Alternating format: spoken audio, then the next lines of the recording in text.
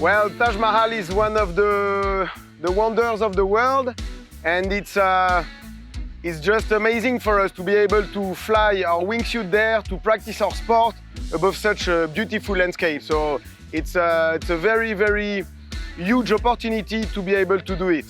We feel that it's a great honor, it's a very big privilege to be able to fly here. It's very special. I know it's never been done before, so I feel very happy to share this with my friends as well, to do it as a team. And we would like to thank everybody, all the people who help us to make it happen.